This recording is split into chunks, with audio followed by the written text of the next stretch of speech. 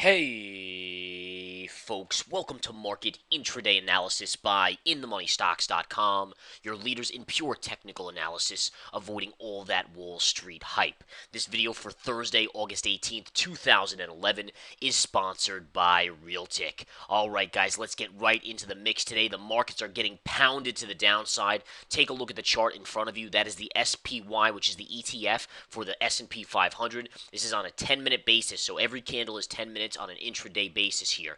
Now, bottom line is markets collapsing today. You have a nice gap down. The selling continued for the first 30 minutes. Then at 10 o'clock, we got bad economic news here in the U.S., which continues to come out in dribbles and drabs. And overall, that just sent the markets crashing down. Take a look at the size of that bar on the SPY at 10 a.m. Eastern Time. The reason for that bar is basically the Philly Fed Index. The Philly Fed Index, which basically measures business and growth in the business sector, came in unbelievably poor. Unbelievably poor, folks. And again, down 30.7, and I think the expectation was from minus like 2 or 3 or 4, something in that range. So to be minus 30 and change was unbelievably ugly. Markets ultimately saw a major sell-off on that, but then they rebounded back, negating almost that entire bar, then have continued to consolidate and pull back lower to a basic double bottom right here, and now we're inching back up off the lows. You may look at these little tails and say, what the heck are these things? These are fake prints. Fake prints are prints that were meant to have gone through yesterday, and they're put through today. So again, let's imagine a trade went through, but it was never processed through the electronic trading system. Ultimately, those trades still have to be processed, and they have to be done at yesterday's prints when it actually did occur, and they're put through the electronic trading system. Now, there is something and some little wisdom to this, the fact that sometimes when you get fake prints, it tells us the market will go there. In fact, one thing of interest to take note of here, if we go to the daily chart, this was actually a fake print on the daily chart when we were trading at the 112 level on the SPY. So when we were down at this level, you got a fake print all the way to the 120 level, and sure enough, look at the markets in the next few days. They traded all the way back up there. Now on the way down, we're seeing the market again down all the way down here inside of that bottom that we made about a week ago. And on an intraday basis, we have prints back up to about 119.70 or so, 119.71 to be exact. So this is something to watch. And again, it's nothing that you want to write home about. It's nothing major, but it's just something to keep in the back of your mind in case of a move up. You have a general target of where this market would probably go if we did start to move up in the next day or so. All right. Now, a couple other factors here. First off, we know that the panic and the sell-off today is a major result of Europe. Europe is a mess, and it's going to continue to be a mess. So you have to be prepared for this, folks. And I want to make this very, very clear. I think a lot of people after last week's craziness assumed the markets were going to just go back to sleep and stay like that until September when, the holiday passes and so forth. And one thing I made very clear is that you're going to have these up and down days because the bubbles in Europe from this catastrophic kind of 2008 scenario from the U.S. is now in Europe, and that's going to continue to bubble up. So be continuing to expect this type of volatility. Could you go quiet for 2 or 3 days? Absolutely. But you will have these type of up or down 2, 3, 400-point days splashed in there. And that's exactly what we're getting today. Interestingly enough, take a look at this, folks. As you kind of bounced back in the late morning session into lunch, you came right up to the 20 moving average. That's this yellow line sloping down. The markets came and could not get through that and kind of followed it down.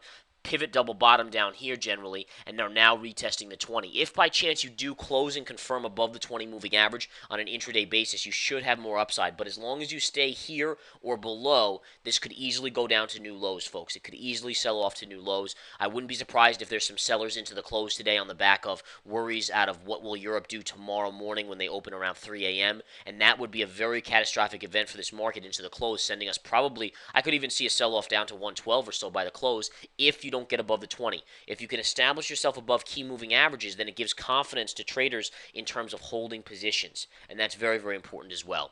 Volume today is pretty big, 308 million on the SPY here at around 2:15 p.m. Eastern Time.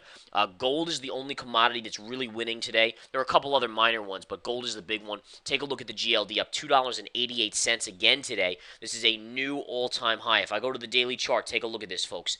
Daily chart on the GLD, new highs. Now, again, I've talked to my traders about the possibility of shorting, but I was very strict on saying, not yet, not yet. This thing could go a little bit higher. And sure enough, the patience that I utilized there to my members in the Research Center and Intraday Stock Chat has paid dividends on us staying away from even thinking about shorting gold at this point. Now, there will be a great short on gold, but the timing is so key. So key on the timing of the short on gold here, folks. And it's getting close. To be honest, it is getting close. I want to make that clear. It's just a matter of seeing and understanding exactly when the charts are telling you to short. And by the way, folks, 7-day free trial to the Research Center, 7-day free trial to the chat room. Come join us here at InTheMoneyStocks.com. No obligation. It's a 7-day free trial. Cancel before the end of your expiration date, and you're never charged. You won't even go near it, all right? Bottom line is, it's a great thing. You can come in and find out the exact trades I'm taking on a live basis. You can come in and talk to us live inside the chat room, inside the No Hype Live in the Research Center. There's just so many different things there. And again, I encourage you to take the 7-day free trial of both. And again, you will end up making money with us. All right, let's take a look at the silver chart here. SLV is also up, but notice how the SLV is barely up today. It's up 34 cents. I mean, that's partially because it's up, basically because it's a fear factor. So silver does get a little bit to the upside bought when there's fear in the markets, but it's also an industrial metal, and we see oil collapsing because the global GDP levels are being cut, and people think the growth is gonna fall off a cliff here, so people aren't gonna use as much oil. Same thing applies with silver in the industrial side, and that's why you're not seeing the same type of chart. Many amateurs would look at this chart and say, I don't understand why it's not straight up like this. I mean, why isn't it going all the way up back to the double top? I mean, gold is trading up there, so why isn't silver? And the answer is very simple. The reason it's not like this, like the gold chart, if I flip back to the GLD chart here, like this, is basically because, again, of that industrial side of the metal. It's not just a fear factor, it's an industrial metal as well. The USO, take a look at this drop today, down $2 on the USO. Spot crude getting crushed on the day, folks.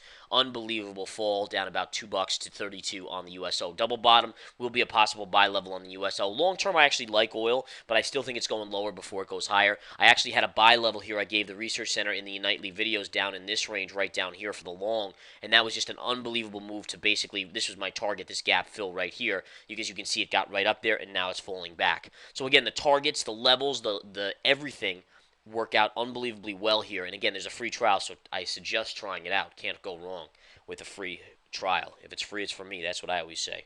All right. Bottom line is, let's take a look at a couple of the charts here. Exxon's getting crushed today, down $3. But again, notice the run up here. And this is something I want to make clear to everyone. You know, even though people are panicking, this is the same thing they did last Wednesday when we dropped 500 points after the 700-point reversal to the upside on the charts last Tuesday. Remember, Tuesday, late afternoon, 700-point reversal to the upside. Wednesday, down 500 points. And everyone panicked on that Wednesday, and we kind of stood there and said, listen, guys, the pivot low's in. This is just a pullback. Buy it. Use it to your advantage. And sure enough, it was used to your advantage, and you made money. Now, the same thing technically applies on this drop. As long as you don't take out on the SPY that pivot low, it's still technically in play to the long side. It really is. So again, nice move up here. Beautiful move up. And again, you can see that it's a big fall, but still it's inside of that low pivot. So unless this low pivot at around 110.25 gets taken out on the SPY, it's still a valid bottom. And you can see it on ExxonMobil's chart that I was just showing you.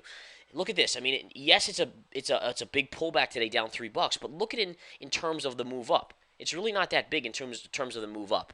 And I think that's something we all have to recognize, because emotion gets the better control of most amateur traders. And when you let emotion control you, you lose. It's just that simple, folks. If you keep emotion out of it and just trade by the levels in terms of, okay, this level got broken, so move out, or this level got hit, so buy, and so forth. The target just got hit on the upside, so take profits. If you just are very robotic about it, you will make money. All right, that's the way to do it. It's emotion that'll make you in trouble. That's why do you think in 2008 and 2009 the amateurs were getting out of the market just as it was bottoming in 2009? I mean, that was the worst thing you could have done, because you missed 100% upside in the market. So you have to recognize this kind of stuff, folks. And again, we stress it, we teach you, we educate you, we give you our proprietary levels, the same levels that we give the hedge funds. We give you everything you need, including live trades inside the Research Center, inside the chat room, for you to make money in this market. We give you the methodology, which is priceless, folks. All right, enough of my blabbering today. Let's go and make some more money this afternoon, folks. I'll see you in the Intraday Stock Chat or in the Research Center. Take care.